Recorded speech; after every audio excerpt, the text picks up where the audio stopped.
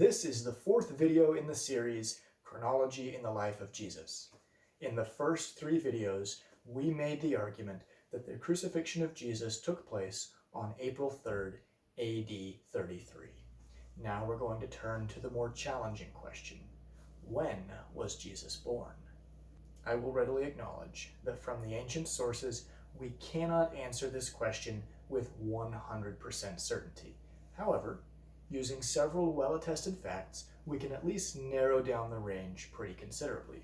And so rather than looking for a precise date, we will talk about some dates, but we're going to look at the ranges of greatest probability. Now, I acknowledge that there are members of the Church of Jesus Christ of Latter-day Saints who believe that Jesus was born on April 6th, 1 BC, and they base this on the introductory verses from Doctrine and Covenants, section 20, which indicate that the Church was restored, April 6, 1830, 1,830 years from the coming of the Lord. Some have interpreted this to be the Lord indicating, my birthday was April 6th, 1 BC. This is a possible interpretation. In fact, James E. Talmage himself interpreted the verse this way.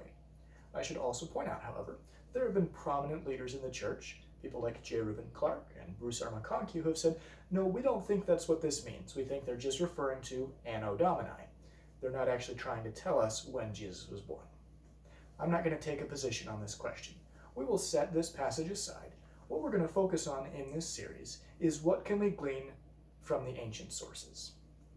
In the first video of this four-part series, When Was Jesus Born?, we're going to look at the Gospel of Luke, who tells us that around the time of the beginning of Jesus' ministry, he was about 30 years of age.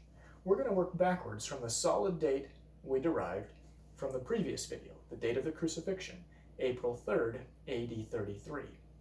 Since there appear to be either 3 or 4 Passovers during Jesus' ministry, we can work backwards and say, okay, the first Passover of his ministry would either have been in the spring of 31 or the spring of 30.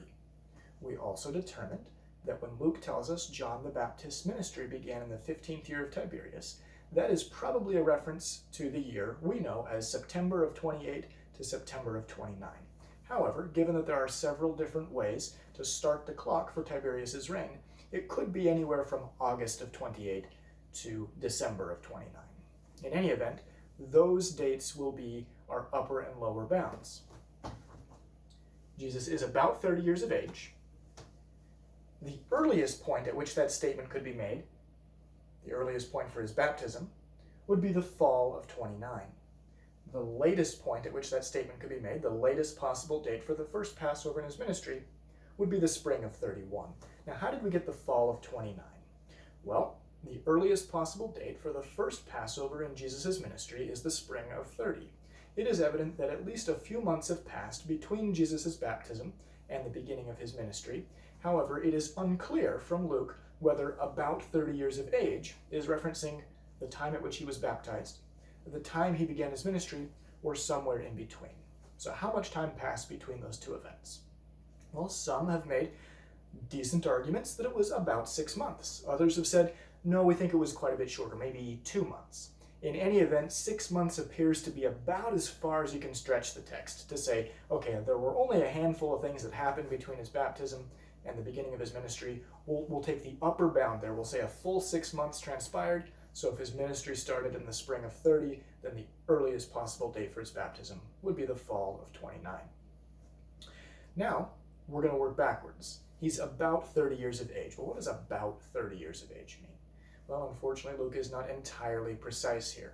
Now, we do know from the book of Numbers that service in the ministry was expected between the ages of 30 and 50. That was the range in which one did this, and so it is likely that that is about when Jesus would begin his ministry. And of course, Luke points that out, that he's about 30 years of age. But how precise should we be? Well, we are talking about Luke here, an author who is very meticulous. He gives us 6 different references to know when John the Baptist's ministry begins. He tells us about the depth of the water in a particular place. He's very aware of titles and languages used in the places he travels. He even tells us the daughter of Jairus was 12 years old. She's not 10, she's 12. He's fairly precise. So what we're going to do is we're going to take the text of Luke and come up with a broad range. Jesus' birth is probably within this range. What we'll do is we'll say about 30 years of age, but On the youngest end of the spectrum, maybe he was just in his 30th year. We don't want to stretch it too far because Numbers does say 30. So we'll say he's at least in his 30th year. That means his 29th birthday has passed. Well, the latest possible date for about 30 years of age is spring of 31. The youngest he can be at the latest possible date is 29. That would mean that he is born no later than the spring of AD 2. On the older end of the spectrum, we'll give Luke just a little bit more leeway. We said fall of 29 is the latest date for his baptism. We'll go ahead and grant him a little extra space just to be careful we don't overstate the facts and come up with too narrow a range. If the earliest possible date for the 15th year of Tiberius is the fall of 28, then we'll say, okay, at the oldest, Jesus is about 30 years of age in the fall of 28, and we'll give Luke a full year of leeway. He's a pretty precise author, so that's a generous range. So if Jesus were 31 years old in the fall of 28, we give him a full extra year on the date of the baptism, then that would have Jesus born in the fall of 4 BC.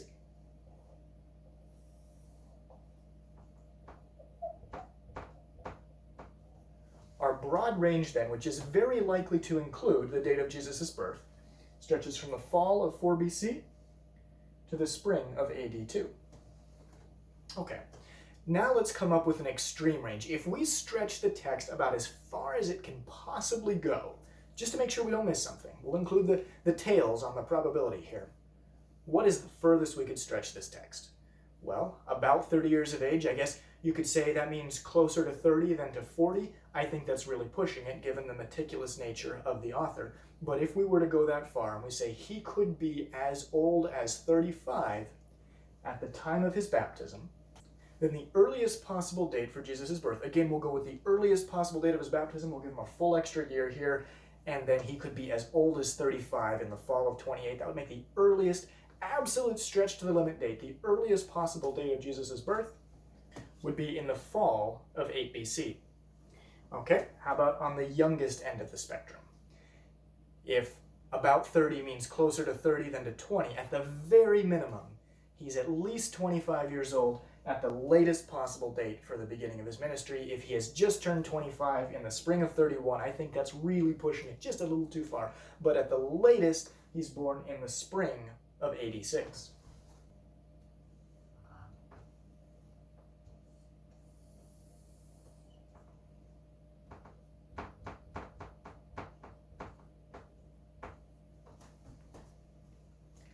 This then is our extreme range. We can be pretty darn confident he's born within this range, much more likely he's within the broad range. Okay, let's do one more. Let's come up with a narrow range, what we'll call the range of highest probability. If we allow that Luke is a pretty reliable and pretty detail-conscious author, and when he says about 30, he means pretty close to 30, and these other markers are correct, what would be the narrow range that we would come up with?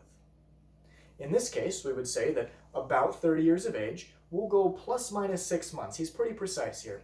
If Jesus, at the youngest end of the spectrum, the latest possible date for the beginning of his ministry, spring of 31, is 30, or within 6 months of 30, then the latest possible date of his birth would be the fall of AD 1. That would mean he would turn 30 in the fall of 31. He'd be within 6 months of his 30th birthday. On the other hand, if we say he is 30 with 6 months of wiggle room at the date of his baptism, so on the earlier end of the spectrum, then that would mean that he was born no earlier than the spring of 2 BC. This then becomes our range of highest probability. This is about as far as we're going to be able to get just using the text of Luke. He's about 30 years of age. Unfortunately, the statement just isn't quite precise enough, nor does he tell us that's at his baptism or the beginning of his ministry. We're probably not going to do a whole lot better than this. So we've come up with a range of highest probability. That's a fairly tight range for something that happened 2,000 years ago. We've come up with a broad range. We're pretty sure he's born within this range. And then an extreme range. If we stretch the text as far as it'll go, he's definitely still born within that range. In subsequent videos, we're going to use other arguments to narrow down this range. For now, this is what we'll get from Luke. I would like to point out that there are other early Christian historians who also estimated the date of Jesus' birth. People like Irenaeus, Clement of Alexandria, Tertullian, and Eusebius. They give us a range between about 3 BC and 1 BC, and they're fairly consistent on that point. They think we're talking somewhere in here, which, interestingly, is pretty close to what we came up with. It's well within our broad range, and our range of highest probability is not far from what the patristic authors, the early church fathers, suggested they believed was the date of Jesus' birth. Now, it's possible they're just using the same information we are. They looked at Luke, okay, 15th year of Tiberius, 3 or 4 Passovers. He's about 30 years of age when he begins his ministry. They subtract. They do exactly the same thing we did. That might be why they came up with this. At least, if that's the case, what that means is we've interpreted the Roman history correctly. These were people who were subjects of Rome and were likely to get the Roman history right. So the fact that we're coming up with roughly the same range they did is encouraging. However, it's also possible they had access to sources that have now been lost to history. Clement of Alexandria, in particular, does appear to have some additional information beyond what we find in Luke.